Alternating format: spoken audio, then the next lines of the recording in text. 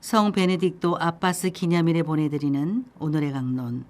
담당에는 천주교 대전교구 한 끼 나눔 본부 박진규 신부입니다.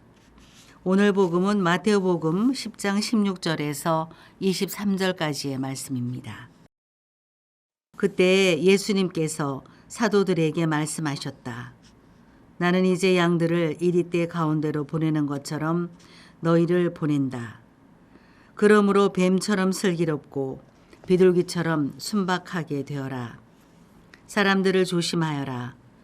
그들이 너희를 의회에 넘기고 회당에서 채찍질할 것이다. 또 너희는 나 때문에 총독들과 임금들 앞에 끌려가 그들과 다른 민족들에게 증언할 것이다. 사람들이 너희를 넘길 때 어떻게 말할까, 무엇을 말할까 걱정하지 마라. 너희가 무엇을 말해야 할지 그때 너희에게 일러주실 것이다. 사실 말하는 이는 너희가 아니라 너희 안에서 말씀하시는 아버지의 영이시다. 형제가 형제를 넘겨 죽게 하고 아버지가 자식을 그렇게 하며 자식들도 부모를 거슬러 일어나 죽게 할 것이다. 그리고 너희는 내 이름 때문에 모든 사람에게 미움을 받을 것이다. 그러나 끝까지 견디는 이는 구원을 받을 것이다. 어떤 고을에서 너희를 박해하거든 다른 고을로 피하여라. 내가 진실로 너희에게 말한다. 너희가 이스라엘의 고을들을 다 돌기 전에 사람의 아들이 올 것이다. 대전 가톨릭 평화방송 애청자 여러분, 안녕하십니까?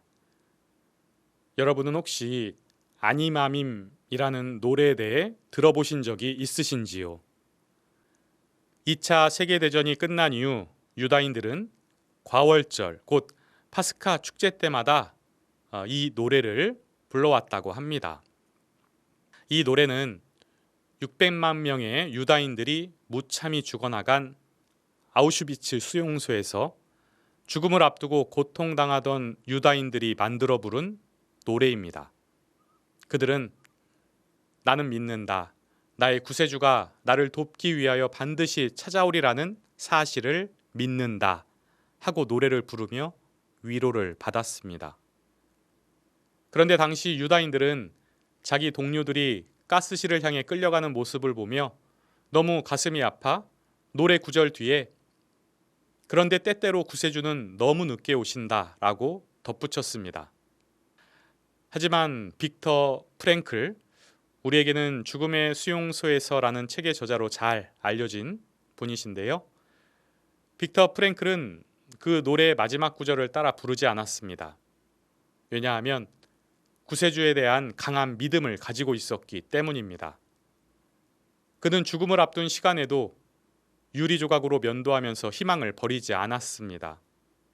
끝까지 인내하며 구세주를 향한 믿음을 절대 포기하지 않았습니다. 그는 정말 죽지 않았고 다음과 같이 노랫말을 바꾸어 불렀다고 합니다. 그런데 사람들은 너무 서두른다. 너무 서둘러서 포기할 때가 많다. 사람들은 너무 서두른다. 그래서 믿음을 포기하는 사람이 많다. 제가 민족화해 위원장을 맡으면서 마음 한쪽에 깊숙이 치워놓고 방치했던 단어가 불쑥 올라오기 시작했습니다. 바로 통일이란 단어인데요. 저는 어릴 적에 통일이라는 말을 자주 듣고 또 우리의 소원은 통일이라는 노래도 자주 불렀던 기억이 있습니다. 그래서 어린 마음에 통일에 대한 염원이나 간절함은 늘 간직하며 지냈던 것 같습니다. 그런데 어른이 되고 나서는 통일이라는 말을 잘 들어보지 못했고 우리 사회에서 이 말이 실종됐다는 생각이 듭니다. 통일이 되어 북한 사람들과 함께 산다는 것이 지금도 우리에게 희망과 기쁨으로 남아있는가? 너무 오래 갈라져 살아왔기 때문에 통일에 대한 희망을 포기한 채 살아가는가? 남북의 관계가 호전되었을 때에는 통일의 꿈을 서둘러 꾸었던 적도 있었던 것 같습니다. 하지만 관계가 악화되고 그 기간이 길어지다 보니 또한 쉽게 그 희망을 내려놓게 됩니다. 밤 9시가 되면 한반도의 평화를 위해 늘 기도를 바치지만 정말 하느님의 평화가 이 땅에 이루어질 수 있을까? 오늘 예수님은 말씀하십니다. 끝까지 견디는 이는 구원을 받을 것이다. 우리는 어떠한 처지나 상황 안에서도 끝까지 견뎌내야 합니다. 여기서 견디다라는 말은 고통에 맞서서 참으라는 말이 아닙니다. 견디다라고 번역된 그리스말을 보면 제자리가 어딘지를 아는 것, 그리고 그 자리를 지켜내라는 뜻을 지니고 있습니다. 이러한 의미를 오늘 일독서에 나오는 야곱을 통해 알 수 있는데요. 야곱의 가족들은 가나안을 떠나 이집트로 이주를 하게 됩니다. 요셉 덕분에 더 풍족하게 살 수 있는 길이 열리게 된 것이죠. 그들이 정착한 고센이라는 땅도 이집트에서 가장 비옥한 땅으로 알려진 곳입니다. 무엇보다 그간 죽은 줄 알았던 막내 아들과 남은 여생을 함께 할 수 있다는 게 야곱에게는 가장 큰 기쁨이지 않았을까.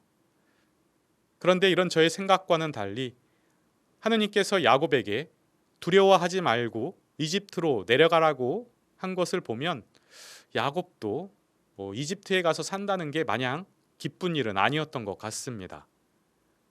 그럼에도 불구하고 야곱은 하느님의 말씀을 따라 이집트로 내려갑니다. 하느님께서 부르시는 곳, 그곳이 바로 내가 있어야 할 자리임을 알고 그 자리를 지켜냈던 야곱은 끝까지 견디는 삶을 살아갔고 또 숨을 거둔 뒤 선조들 곁으로 간 것을 보면 그러한 견뎌왔던 그런 삶이 그를 구원으로 인도했다고 믿습니다.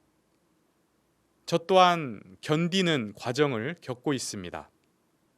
평화의 길을 걸어가며 만나는 사람들, 함께 평화를 꿈꾸는 그들을 통해 하느님께서 부르시는 곳, 그곳에 대한 두려움도 있지만 하느님의 말씀을 꼭 붙잡으며 그들을 만나다 보면 그곳이 반드시 제가 있어야 할 자리임을 주님께서 다양한 방법으로 알려주실 거라 믿습니다. 끝까지 견디는 이는 구원을 받을 것이다. 오늘의 강론, 지금까지 담당에는 천주교 대전교구 한 끼 나눔 본부 박진규 신부였습니다.